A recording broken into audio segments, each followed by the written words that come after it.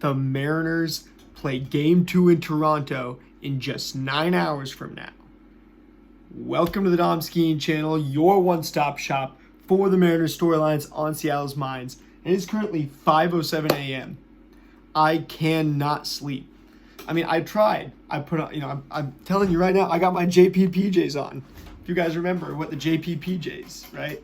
I literally got my JP PJs on. I'm in my bedroom. I record everything in my bedroom. There's the signed Ichiro jersey, one of my most prized possessions right there. All the autographs that I've collected over my years. It's a Seattle Mariners lunchbox that my great friend Jack gave to me. Shout out to him. But there's one thing on my mind right now, and it is Seattle Mariners baseball.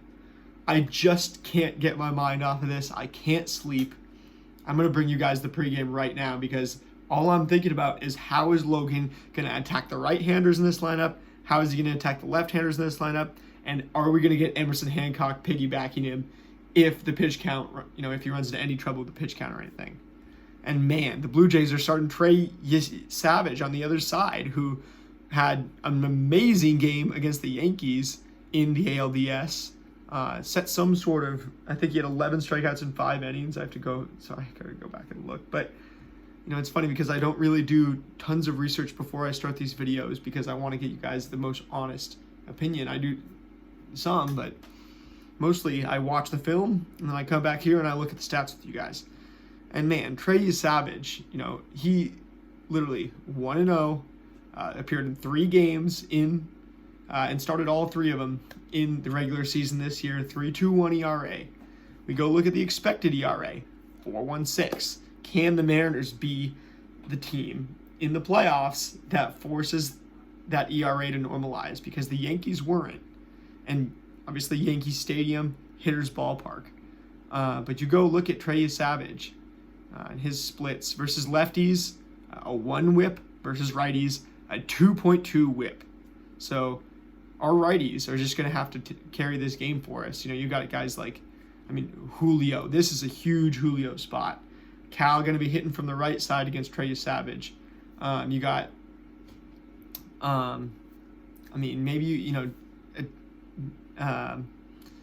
Mitch Garver. Does Mitch Garver start this game at DH, right? Randy Arozarena likely going to have a really big spot here. And Jorge Polanco is absolutely on fire right now. There's nothing that you can say about that guy that you can't like right now. I was talking about his defense too. He hasn't had to make too many insane defensive plays in this playoff, but there's been 1 or 2.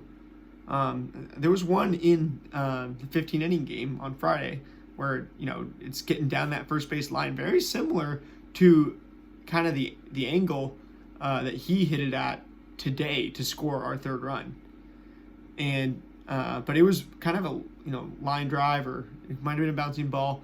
Jorge just shows this range that for the what we know, Jorge Polanco is more skill than athleticism at age 32 in his career right now. He got over there. He showed some tremendous range, on that play. I might have to go, back and find some of these plays in the offseason and maybe even start putting some film up here and stuff based on, I don't even know what I'm allowed to do, but I can talk to you guys about it and you can go back and find it. Anyway, I would like to bring you guys more so that I can bring you more value in a video than just me talking to you, but for now, we're sticking with this podcast format. Anyway, look at Trey Yesavage. This is a guy who struggles against the right-handers, and I don't know, that might be a fluke, because he is a righty himself, right? The lefties should be able to hit this guy a little better, but for some reason, righties are hitting this righty better than lefties. So you look at his, and it's hilarious because what 3 pitches did Kevin Gausman use against us today, or yesterday at this point? He used 4-seam about 50% of the time-ish. He used a splitter, and then he used the slider. Trey Yesavage has the exact same 3 pitches. So the Blue Jays pitching lab is showing up right now in, both Kevin Gausman and then Trey Yesavage. He's got the same exact 3 pitches. Now, his mix is a little bit different. He's 45% 4-seam, 28% slider, 26% split. The velocity is pretty similar to Gausman. I mean, he 94.7 averaging on the four-seamer, 88.7 on the slider, and 84.1 on the split. It's all very, very, like, is this the next Kevin Gausman? That might actually be the question that we're asking.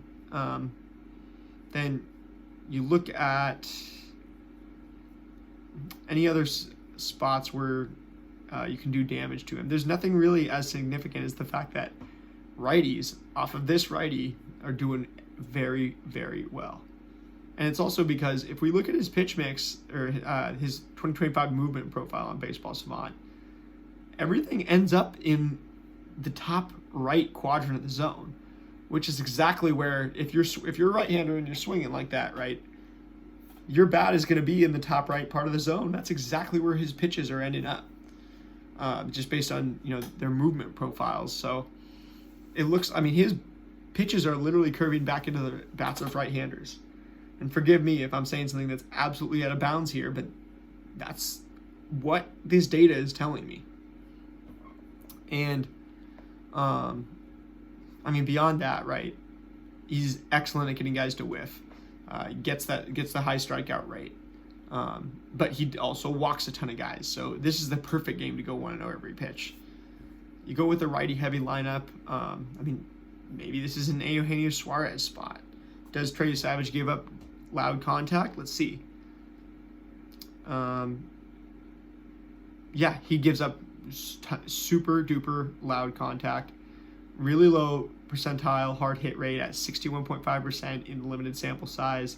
Quality of contact, again, one of the stats that takes the longest to normalize of anything on the, all these underlying numbers. So we've got to take it with a grain of salt for a guy that's pitched 3 games in the regular season and 1 in the postseason. And let's actually go look at his postseason stuff, because look at the postseason stuff. Yeah, lefties, 7 strikeouts, no walks, no hits, 3.2 innings pitched. Against righties, 1.2 innings pitched, 4 strikeouts, 1 walk, and didn't allow a hit in there either to the Yankees. Let's see, postseason. Yeah, I mean, so he went 5.1 no-hit innings against the Yankees, 11 strikeouts to 1 walk. But for some reason, righties are hitting this righty better than lefties. Dan Wilson was kind of coy, too, about in press conference. He didn't want to say too much about how we're going to attack him. It's just 1-0 every pitch.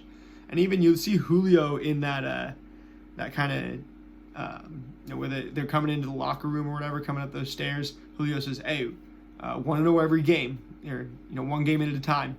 And the stoicism, just in the way Julio is carrying himself right now, I am really enjoying that. Moving over to Logan Gilbert, this guy really showed against the Tigers that he can just attack lefties, attack righties. He has the pitch mix to do it. He's got 5 pitches that are all devastating. The 4-seam, 36%, the slider, 35%, the split, 20%, this curve, 7%, and the sinker, 1%. But every single one of these pitches, you got to feel really confident in. And Logan Gilbert, I mean, when you look at his underlying numbers, he's not exactly Randy Johnson. He hasn't won a Cy Young yet, but that is what he's mean to this team right now. Something like that. And the ability to pitch out of the bullpen and then come back and pitch on Monday, pitch out of the bullpen on Friday, come back and start the game on Monday on this insanely short rest. I mean, I thought for sure, we got to go with Luis Castillo only threw like 14, 15 pitches on Friday. Or, I'll go with Emerson Hancock and you already stole the game in Toronto, quote unquote, stole the game. And a lot of people say, oh, we didn't really see this as we stole the game. It was a fair game, fair fight. But really, it's like, you won a game in Toronto. I mean, and even before that, I was saying start Emerson Hancock game 1. And I'm not afraid to have a hot take. I said Ben Williamson should play a lot this year when a lot of people just didn't see the value in it. If you're looking at Baseball Savant, you're not going to see the value in it. And I'm not afraid to say Emerson Hancock can go start, because I think he has the weapons to go against lefties and righties as well. So I would not be too surprised or upset if Emerson Hancock comes in this series. I know a lot of, Mariners fans are going to say stuff like, oh no, you're bringing Emerson Hancock in, right? He's look at stats and thinking he's bad, whatever, thinking about the one game that they went to where he got shelled, whatever the case may be. And then if he does, right, if I know for a fact, that if Emerson Hancock struggles, that there's going to be people that say, oh, you could never have pitched this guy. This was the worst, game plan ever. And they're going to call for heads to roll because we didn't go throw the guy who with the better stats out there, the all-star, stuff like that. But this is so much more meticulous than that. Just the decisions that are going into everything. And Emerson Hancock's on this roster for a reason. I mean, if any game does get into a situation like the one that we faced in 2022 in Toronto where we eventually swept them. I mean, we were down 8-1 at one point. I mean, again, I would not mind seeing Emerson Hancock. And this is me also baking in a little bit more hope into this whole equation because, obviously, Gabe Speier and Caleb Ferguson are your only two lefties on this team in the pitching staff. Caleb Ferguson, where you gave him a confidence-boosting outing in Detroit, handed him the ball with 8-1 to get 3 outs. He led it back to 8-4, and I think we had to call on Munoz to get the final couple outs of that game or something. But we need some other options. We need some other weapons to go against these left-handed batters. And the Blue Jays do a good job of mixing it up too. Not quite as good as the Tigers, with throwing Kerry Carpenter leadoff, and then Gleyber Torres second, and then, and then you're protecting Riley Green third. I mean, that was really, and then Spencer Torkelson in the cleanup spot, right? They are really exercising the handedness. They're going left, right. However, you look at the Blue Jays today. I mean, they really, they tried as hard as they could to get the matchups in there. And also, I didn't even remember say, prayers up to Nathan Lucas. All he did was foul a ball off of his knee because Bryce absolutely did jam him extremely hard on, I think it was a fastball. It was either a fastball or splitter, but Luke's, swings on this super inside pitch, and he actually fouls it to the point where it goes off of his kneecap. And, that it sucks to, if your kneecap doesn't hurt, right, if you've never banged it against the table, right, just be a human being, right? We want to beat Toronto at full strength. The last thing you want is some player, getting injured or anything like that. And again, the three mottos right now for me and for this channel, for the Seattle Mariners, are 1-0 every pitch, all glory to God, let's practice stoicism. But I had to come in on here and give you guys this video at 5 a.m. because all I can think about is how Logan is going to exercise these pitches, right? Adam Wainwright on that Fox broadcast of the Detroit game that Logan started, talking about how the slider and the splitter are both looking like forkballs because of the way that they drop off of a cliff so hard. It's extremely impressive, and the way that they don't curve as much, at least especially in that last start. I was at the game, obviously, the 15-inning game, so Logan was painting. He was being extremely conservative with the strike zone in that game, but when he's really attacking the bottom of the zone with his breaking balls, the top of the zone with his forcing fastballs, you are starting to look at, that's a top 15 pitcher in the MLB, no doubt. This guy is up there with the Max Frieds of the world, certainly. Even the Blake Snells of the world, and might have that chance in the World Series. Wouldn't that be a heck of a matchup? But, looking at everything, I'm probably gonna just have to give you guys my predictions for this game right now. Probably not gonna do another video till after the game. And I'm even deciding, do I want to go to the Hatback viewing party? I'm not, not really trying to go and turn, it's not about, eating, drinking, anything like that for me. I'm not advertising anything. I I was honestly so nervous today. I could barely eat. I had to remind myself to drink water and stuff. It's like, I mean, this is it. I live for this, as MLB's motto used to be. And there's really nothing that can replace the feeling of playoff baseball. There's nothing that can even accentuate it that you can consume almost. Looking at Logan Gilbert, man, the expected ERA is lower than the actual ERA. In his last 3 seasons, that's the case. The last 2 seasons, outperforming it by a little bit. And then the walk percentage, he keeps it so low. He has such good control and really command, too. When you actually look at if you were just to look at these guys on a field and try to scout them, Logan Gilbert would be one of the first guys that you sign. You'd sign him over Blake Snell. For sure.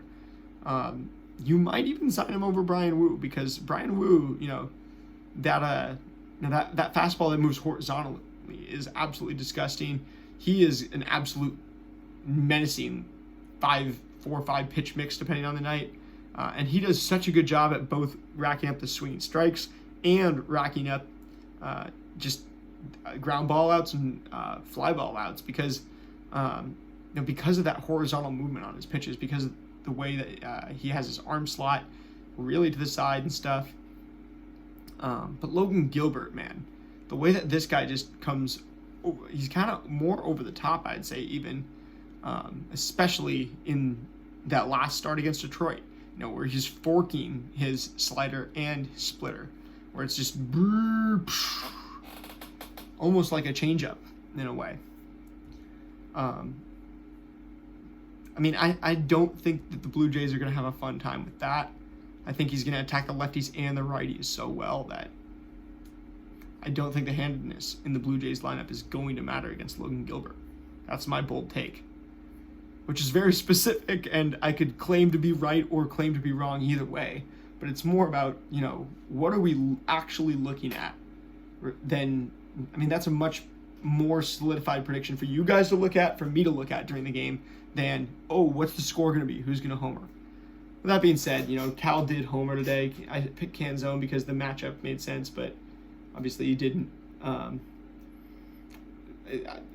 just going to, I'm going to go, when you're talking about just a human interest story, why not bet on Cal Raleigh to homer again, right? That Hall of Fame swing on the splitter, after you've already thrown him about 8 of them over, 2 at-bats, whereas the first at-bat he just laces the first pitch he sees, the four-seam fastball. Why can Cal Raleigh not homer again on Trey Yesavage at some point in this game? Why can he not get it on the Blue Jays pitching staff? He totally can, right? These guys, Chris Bassett was supposed to be able to pitch out of the bullpen in this game if they needed him. Obviously they didn't. That game felt quick, by the way. So both Chris Bassett and Max Scherzer coming back onto the ALCS roster after missing the ALDS. And those two would be weapons out of the pen too. But with big kind of pitch mixes, Chris Bassett is a guy with 8 pitches, right? He's more Bryce Miller than Bryce Miller, with using 8 pitches at least 3% of the time, really. 42% sinker, and then 17% cutter. Then he's got 16% curve, 9% four-seamer, 6% sweeper, 5% splitter, 3% slider, 3% changeup. You might as well not throw all those pitches, especially if you're going to come in out of the bullpen. You'd probably only be throwing the sinker and the cutter. And the sinker-cutter combo, as Lance Brozdowski, one of the smartest pitching minds on YouTube, but even in the game of baseball, quite possibly, as somebody, you really don't know what's going on in a lot of these MLB pitching labs, and how much those guys know. Like Lance Brozdowski, one of the smartest baseball minds out there, especially for pitching, right up there with Nick Pollock.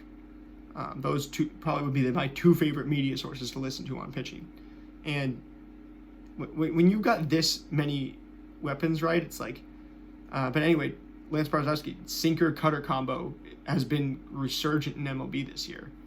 And Emerson Hancock even is a guy who, he's been on the sinker forcing fastball train for a while.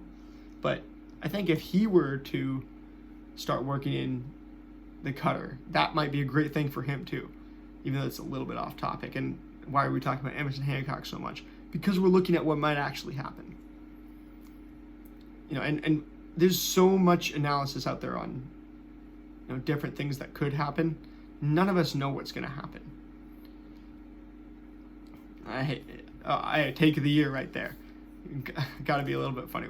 Got to have a little sense of humor when I'm doing this. But man, Cal obviously got to take Cal the homer. Logan Gilbert, whereas Bryce, I said you wouldn't strike out quite as many, and he goes strikes. When have you ever heard the Mariners fan base be as joyous about a start where the starting pitcher struck out just 3 batters and walked 3 batters? If you can think of any time that a Mariners pitcher has had such a mediocre strikeout to walk ratio, which is something that we always look at for winning the ball game and being a good pitcher and stuff. If you can find me a time where a Mariners starting pitcher, quality start too. Let's say it's a quality start, 6 innings and 3 runs or less, plus have that bad of a strikeout to walk ratio in a quality start and be celebrated this much. I would like to know if you can find any examples of that in Mariners history. This is the best 1-to-1 strikeout to walk game, I think, from Bryce Miller last night that the Mariners have ever had. And he was attacking hitters. He was doing exactly what he needed to do throughout the game. It does not really show up in the underlying numbers, but man, the Blue Jays were off balance. And like I said, that sinker up in the zone to Vladdy, full of confidence, then just go sinker, slider, tinker to Alejandro Kirk, which wasn't not even tinkering at that point. You're just going with the scouting report. You're trusting the matchup, and you're just running the play. That's running the football in a pitching sense. So, you look at all this, and you say all this to say, right? Gonna take Cal, gonna take Randy to homer, because they showed that set on the broadcast last night saying 0 home runs in his last 56 postseason at bats, whatever. His jersey number too. How ironic. Then he walks, throws the bat at the dugout, steals second, steals third, gets home for the insurance run. I'm taking Cal and Randy to homer tonight, the 2 top hitters in the order, no doubt. I'm taking Logan to get 8 strikeouts, and I'm going to take us to win this game. Man, I'm going to say we're going to win this game 8-3. I think I said 6-3 last night. Ended up being 3-1. We're going 8-3 tonight. And I can't sleep. I need to probably take a melatonin or something to try to go to bed, because this is one of the biggest days of in Seattle sports history right here. Such a golden opportunity right here. Anyway, and if we are doing what we could be doing this week, if we come home and have the chance to get to where we want to get to, there's times in this series where it's going to get it's going to progress a little bit more forward, and I'm going to say things like, I want to go to the World Series. There, I said it. Hopefully, and hey, I know there's a whole lot of superstition out there, but I need one of them Logan Gilbert t-shirts that says in Mariners font, Jesus won. Because, there's all of these different, superstitions and things, and I'm with you on certain ones, right? I wear the same things, and all this stuff. But, record my videos in certain ways and whatever it is. But it doesn't matter, if the superstitions didn't believe in us, anybody, national media didn't believe in us to beat the Blue Jays. They were building them up like some offensive juggernaut. When I've been saying I think they're a little bit more hot than they are they're not unbeatable. They are really, really polished and really, really hot. But when you have as much power and speed as we do, and you believe like we do, you see how much it means to us. I'm taking us to win 8-3. I'm taking Logan to get 8 strikeouts. But honestly, I think he'd get 9. Okay, I'm taking 9. Because I think Logan's going to go attack these hitters so hard. After Bryce Miller was coming in there really, starting out a little bit, right, slower. Logan has actually a similar pitch mix in a lot of ways. He's really dominant with the four-seamer, which he throws about the same velocity as Bryce. He's bumped it down a few ticks, and he's a lot better with it, to be honest. And we've covered that since the very first start of the season for him. The slider, just great high 80 slider velocity, but and Miller obviously has his slider too, which is pretty good. When you need to go get a guy like Kirk, you can absolutely force him into a rut with his timing. Big dude trying to get that bat around. And having to sit on so many pitches because it's Bryce Miller. Then the split at 20%, which, we saw, I remember Spencer Torkelson on Friday, we saw him throw like 4 straight splitters. I even saw Bryce Miller make a joke. Logan posted some photo on Instagram, and Bryce Miller made a joke. His comment was, I'm guessing split, or something like that. So funny from the Mariners splitter fiends. We could honestly start calling this the splitter series. And then, the curveball 7% and the sinker 1%. He has those in the back pocket just in case he needs to use them. Even though the four-seam slider and split combo is absolutely menacing. You've got a really, really awesome four-seamer that has been one of the premier fastballs in the league since you entered. Then you've got this slider and this splitter, which you can throw both of them like a forkball and still have them move differently. And how tall is Logan Gilbert? He's 6'6", or, I'm not going to say it, 6'7". And so, he's got so much control, command, and ability to pump up the velocity when need be. Logan Gilbert is insanely versatile as a starting pitcher. And even if, there's a very good chance, Vladdy hits a home run off of him. It's Vladdy who's hot in the playoffs. Future Hall of Famer. There's a very good chance that, let's say, Springer goes and tries to hit home on the first pitch again and even does, because you might throw him a fastball first pitch, but like Bryce Miller said post-game today, hey, we said, on the pitching staff, he said that the pitching staff says, hey, well, first pitch homers don't count. And, you saw how we settled in after that. You could have Miles Straw in this lineup, who's a guy who's super fast, could just be really trying to, shrink the strike zone for Logan. You can't really shrink the strike zone anymore because it's pretty cut and dry, where it is. But Santander has power. Barger, if Barger runs into one, the Bellevue boy, I'm sure that would be a really interesting thing to see in this series, which would absolutely, it would really stink to get a homer hit off of Logan Gilbert by Addison Barger, a guy who's from Bellevue, who, not the profile that I've never really fallen in absolute love with the profile, but you see the 91.7 mile an hour average exit velocity. He's got the highest hard hit rate of anybody on the Blue Jays at 51%. You got to give him credit where it's due. And